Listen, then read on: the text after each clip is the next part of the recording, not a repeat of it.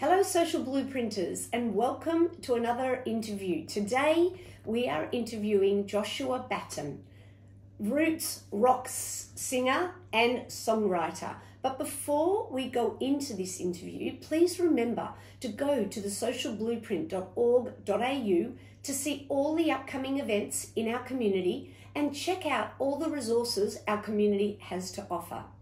Joshua, welcome to the Social Blueprint. Thanks for having me, Michelle. You're very welcome. I've seen you play quite a few times and I think you're wonderful. Oh, thank you.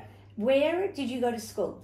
I went to school at Bialik College. I was there from prep right through till year 12 and had a great time, a great experience there. The staff were very accommodating to my abilities and my neurodiversity.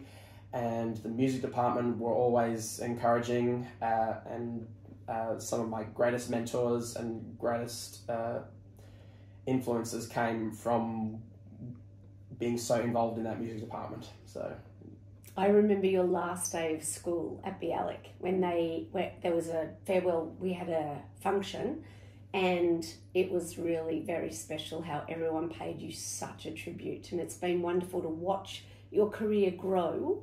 You now have CDs and albums that you have launched. Yeah. So what did you do after high school? So straight after high school, I went into uni and I studied a Bachelor of Music Performance at what was then NMIT and is now Melbourne Polytechnic.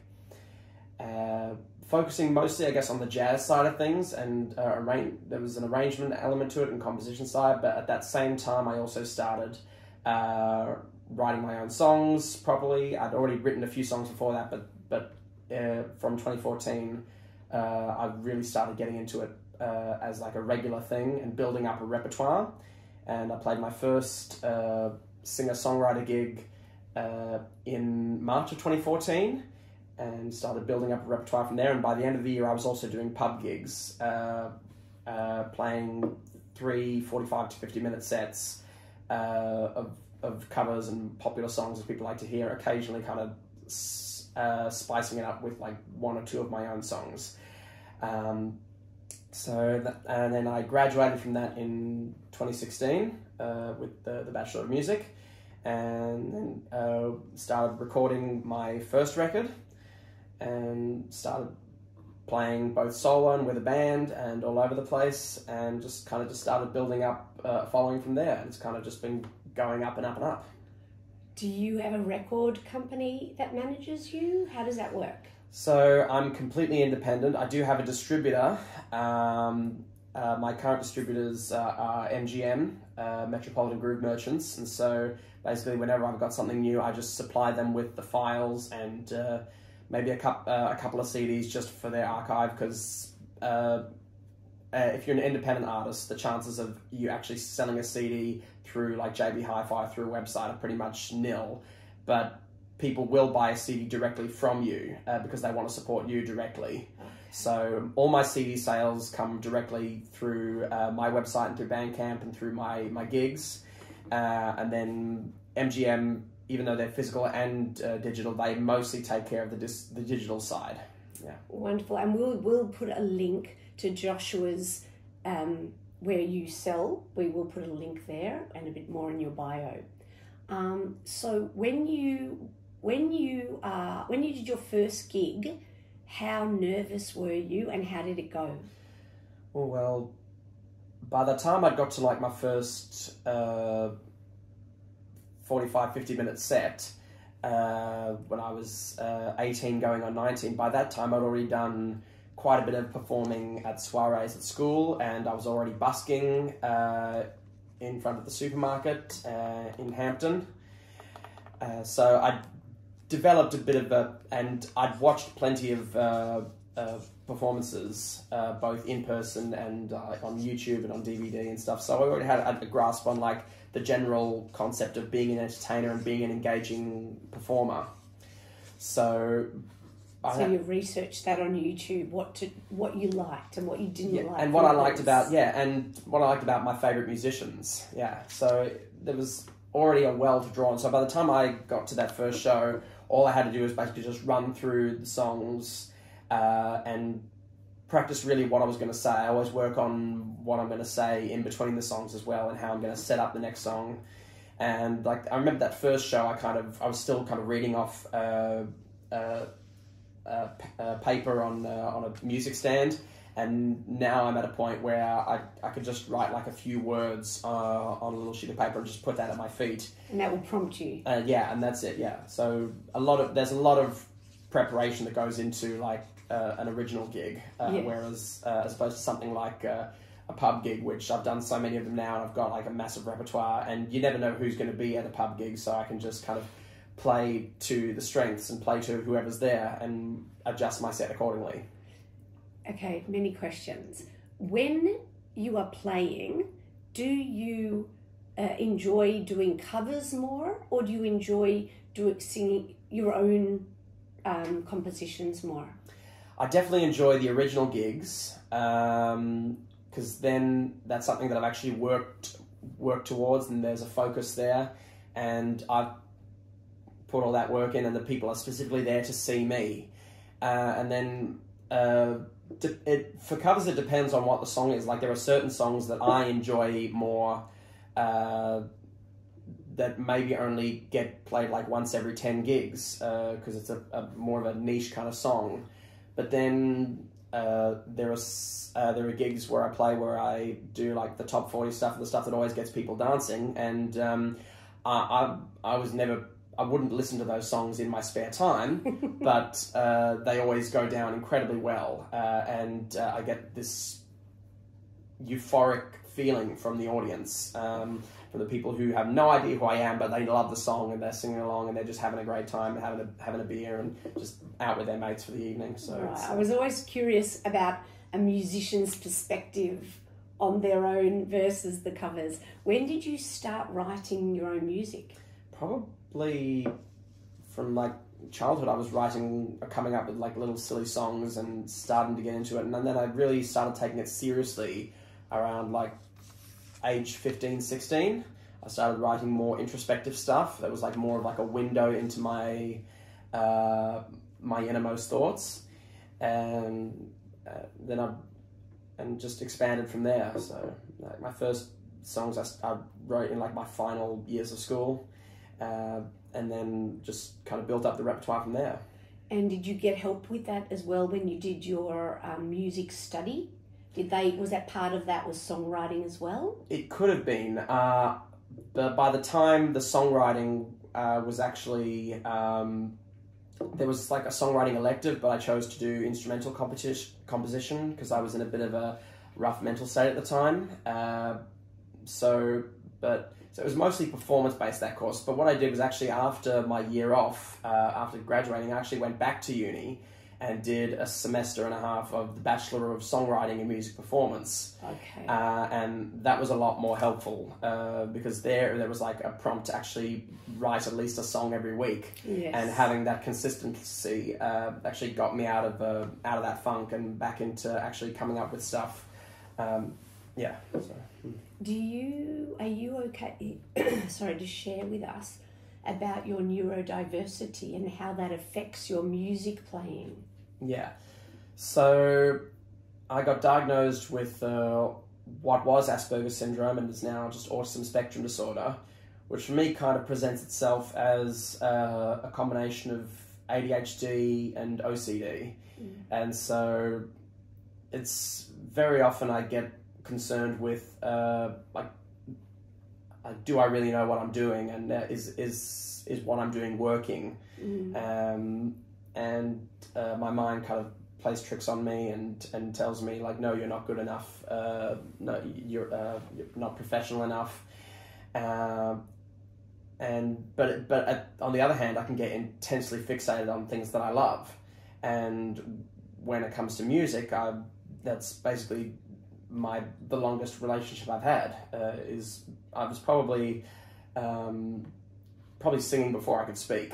So yeah, and it gives me like something to focus on and something to kind of relax into. So it's given me a voice and it gives me an outlet. Yeah.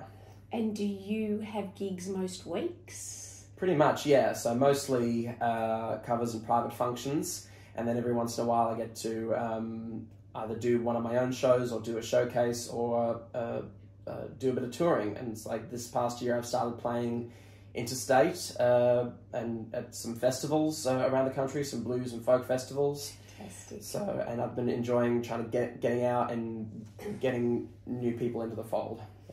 And you actually have a concert coming up October 19th, I think. Yeah. Yeah, at the ESPY. Yeah. So everyone listening, please go on down and support Joshua Batten at the ESPY. Mm-hmm. And you also define yourself as a roots rock singer-songwriter. Yeah. What is roots rock? I've never heard of it. So, we kind of all know what rock and roll is, I guess, and just rock music. So, roots rock basically encompasses everything that takes it back to its roots in acoustic and folk music, and encompasses blues, folk, and country, and then rock and roll as well. And so it could be kind of electric or acoustic, but most of it's like based around acoustic. So like most of my songs start with the acoustic guitar and then I build up the instrumentation from there. But like in Australia in particular, there's like folk scenes and the festivals, there's country festivals and blues festivals, and I kind of see myself as kind of moving between them all, and I've never kind of fit into one specific style. So roots rock is just kind of the best way of encompassing all of those three. Yeah. Have you got dreams of going to Nashville one day? It's about all I know. I know, yeah. Nashville's like a whole other planet. There's like, the people there are like the most dedicated. Like there's so many opportunities, but it's also incredibly competitive.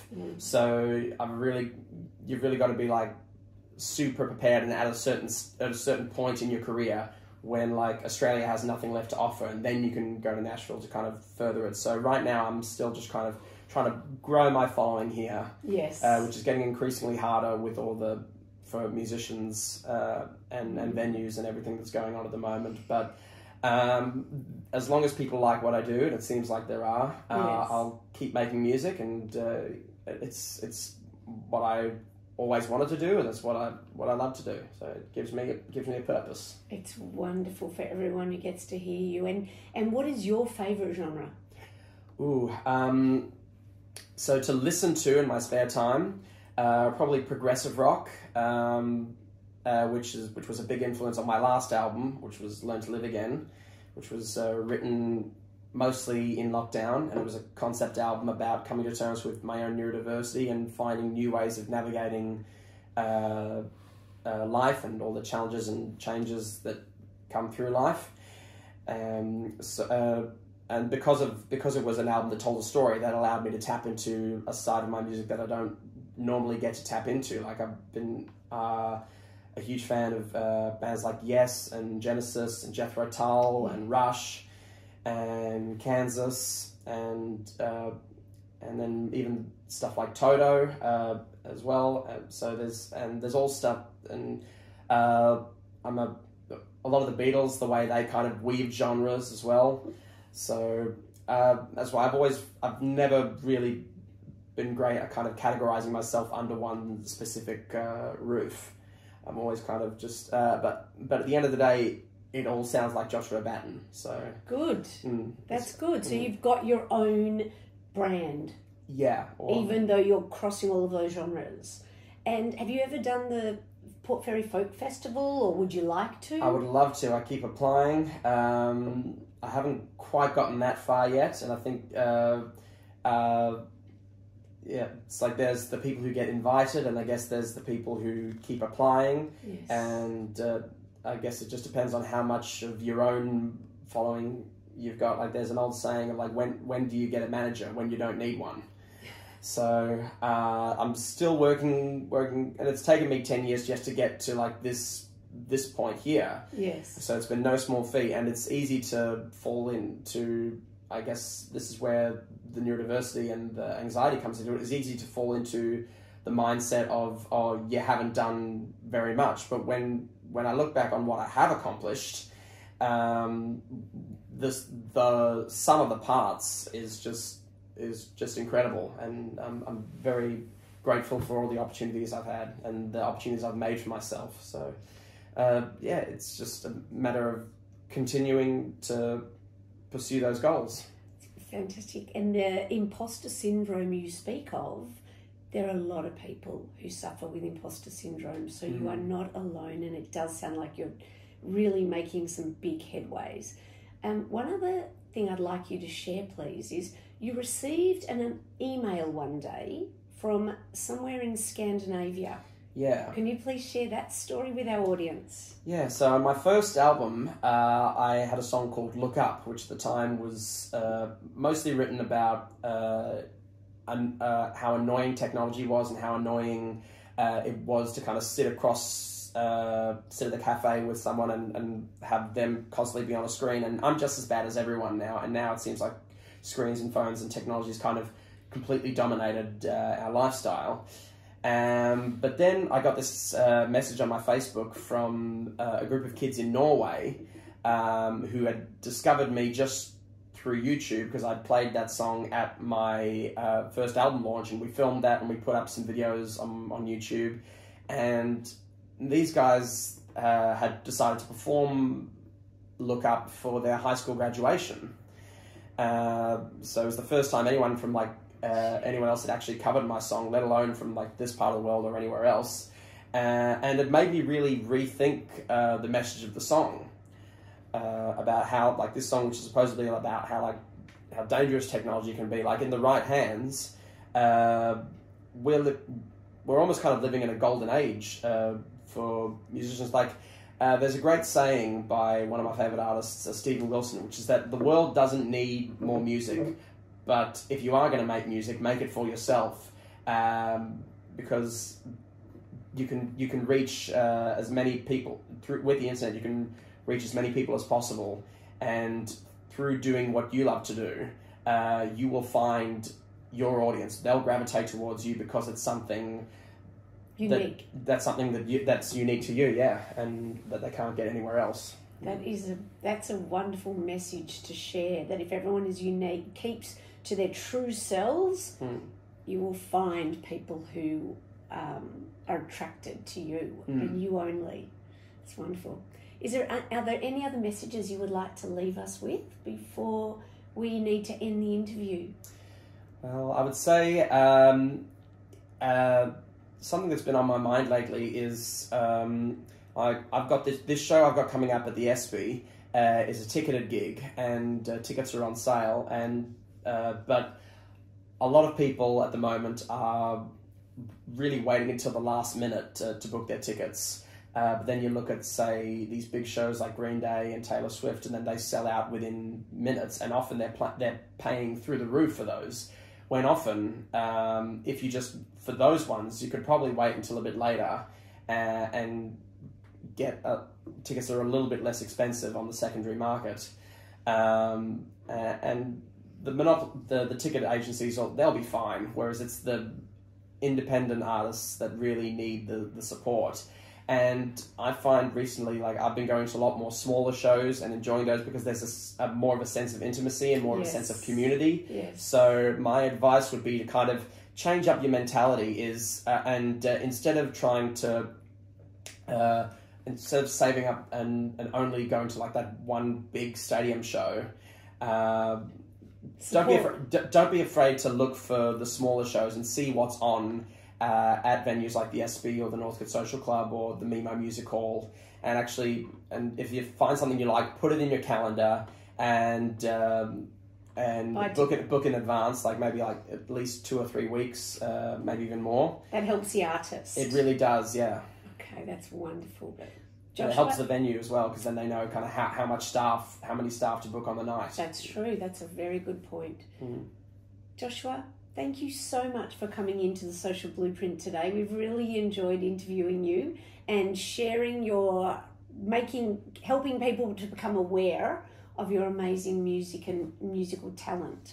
So thank you for watching, everybody. Please share the link to this video with others, and go to the socialblueprint.org.au to find community events, our amazing calendar of events, resources, and a message board, items, and many, many more videos. Thank you.